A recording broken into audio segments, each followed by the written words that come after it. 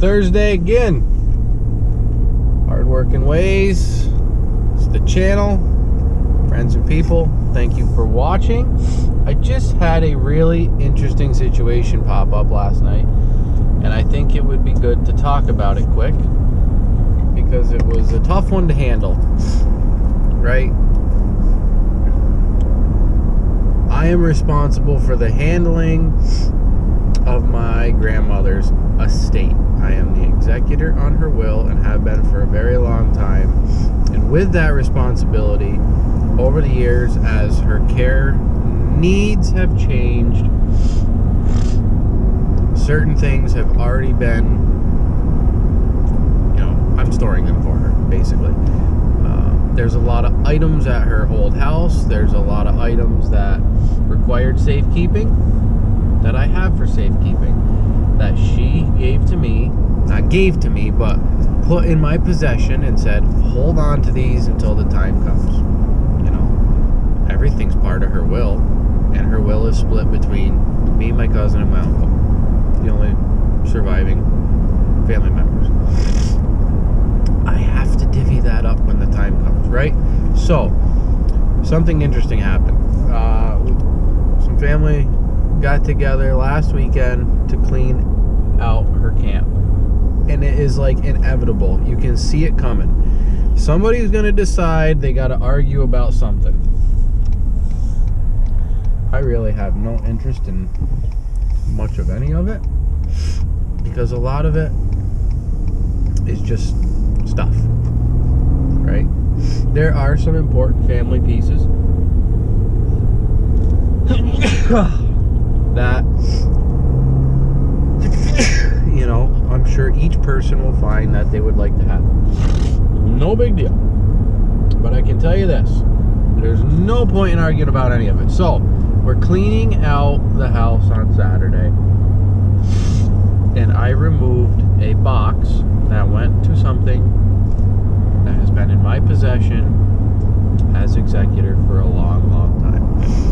And in that box was a piece that went with the item that was in the box. I'm not going to get into specifics of what it was. And when I put the box in the truck, I made the point to tell a family member, wow, I just found this that goes with that. And sometimes you'll start to notice these things in life. Maybe you won't. I noticed right off there was this little weird moment, and the family member says, we got to keep track of some of that stuff. And I'm thinking to myself, I, along with the owner, my grandmother, have been keeping track of this stuff for 15 years. Hello, welcome to the party. Where have you been? I've been thinking about protecting and taking care of all this stuff, along with taking her instructions on how to handle it, for over a decade. No, we have to keep track of anything it's already kept track of. So, I just foresaw it becoming an issue, and sure enough, last night I get a text message, and of course that person can be forgiven, right? So I get a message. The item in the box was mine. I forgot it at camp years ago while hunting. Okay, well, that person hasn't been hunting at camp. I was standing at the store the day this item was bought because I bought a similar item with my father the same day. It's been in my grandmother's possession the entire time. If it wasn't in her possession, it was in my possession because I have a spot to safely store this item. And it was last put in my possession for safe storage by my grandmother, hand to hand, right? Store this safely for me until I need it back. So that story does not fly. And the family member, not knowing that had taken place and I've had it in safe storage, tried to fly this completely garbage story. All that person had to say was, how do we go about me becoming the owner of that? I would really like that to end up with me. How hard is that? You don't have to come up with some convoluted story and make it seem like it's already yours, right? That's pretty nasty. I didn't like it at all. So this is where, don't be the boss to be the leader. It gets sticky, right? This is the eldest person in the family. I'm the youngest. I'm in charge of the estate. That in itself is messy. But there's a certain level of respect I think should be maintained and professionalism. And that can be super hard because my phone immediately rings. My cousin, the other family member, calls me and says, "Are you okay?" I knew why he was calling. He was calling because he just saw the text message, which he knew didn't jive, because me and him had conversations about this item and the grandkids using it or getting it, and he's known how long I've been storing it for our grandmother. So it immediately threw him off, and he knew there was a chance that I was probably going to be a little bit ugly. You can't get ugly.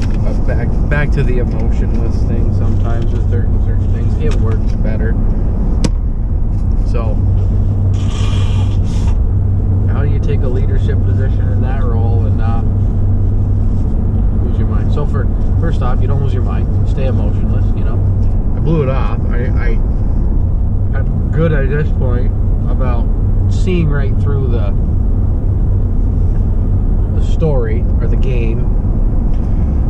So I just, fortunately, it started in a group text message where I just thanked the two of them for whoever dropped her mail off to me so I could take care of the bills in the mail.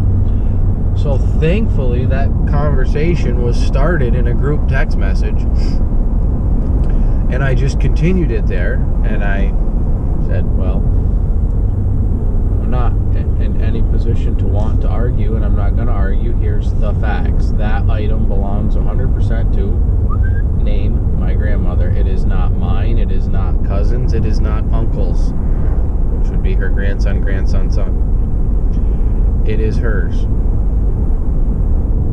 I was told to store it for her. So I have no right to do anything with it. It's up to her.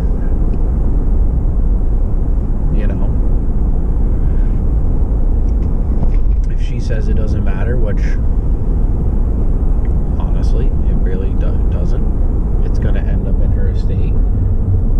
Then, me, my cousin, how do we feel? Do we mind it going to that other person? Because if we all agree on that, that's easy peasy. Which we do.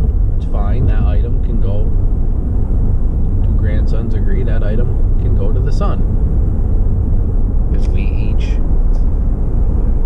are going to have similar items. In that conversation, though, that is now all in writing. Right? Because XYZ was said. Person that got caught telling the story wasn't really happy about how that went down because it was professional and proper, and most times there's somebody trying to pull a stunt. But that's a fine example of in the situation, am the boss and being the leader, but how you can apply the don't be the boss, you don't have to be the boss to be the leader theory. How you can apply still being respectful and professional. There's nothing argumentative about it. It's just, here's the facts, and that's how this item is going to move on, through facts, not through some fabricated story. We have documented it now. Nobody can come back and say the will wasn't honored. Why some of these things turn into the biggest debacles. I'm literally buried in paperwork when this text message comes through last night. Still working on Medicaid paperwork.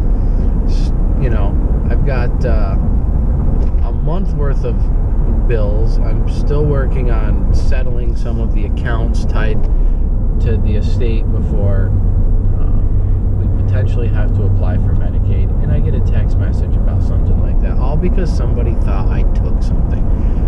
Hello.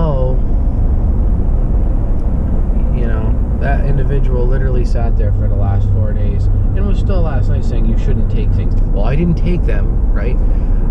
I am the responsible managing party. So that's not taking anything. Taking would suggest I did it without permission, which is not true, right? And that's the tough job sometimes for somebody in a leadership, state management, executive, power of attorney role. You know, everybody thinks, not everybody, I'm sure there's some family dynamics that work out better, but it seems like there's a nuance a lot of times where it's like I'm taking something because I'm in charge of it. No, I'm in charge of it because the eldest family member picked me to be in charge of it and trusted me. And I said, yep, I'll deal with that and whatever comes with it. And these are the type of moments that sometimes come with it, and they can be difficult. So, it was handled. It was a good experience because I have, another close family member, my cousin, who was involved, and he's learning still some of these little nuances and, developing his skills in life for handling these situations. Because again, it's one of those things I talked about it the other day. If you don't do some of this stuff, if it's the first time you've done it in life, it's always weird. Practice makes you better at something. Fortunately, I've practiced this type of stuff a lot. So that was it. Just a really quick little thing that happened. It was kind of an ugly situation. It was annoying, uncalled for. Didn't have to happen that way. The conversation could have been breached in a different way, but that's just one of the ways that I've learned to manage those kind of sticky situations, right? Just spun it right into fact, kindly, not looking to argue, just here's the facts. How does the other party feel? Look at the advantages you have in that situation with it already being in a forum, text message, group text message where it's in writing. There was some positives to that scenario. Roll with it. Problem solved. Onward with your evening. Enjoy yourself. Don't get caught up in it. Don't dwell on it. And it's all good. So, use those things we're talking about. They will help you most days. It'll help you stay positive. It'll help you stick to your hard work and not be distracted. And it's another beautiful Thursday here. We're having fantastic weather. So everybody have a great day. And see you in the next episode. Subscribe, comment. I still don't remember what I said the other day in the video that I was going to talk about. I'm going to have to review that to get back on that topic. So see everybody in the next episode.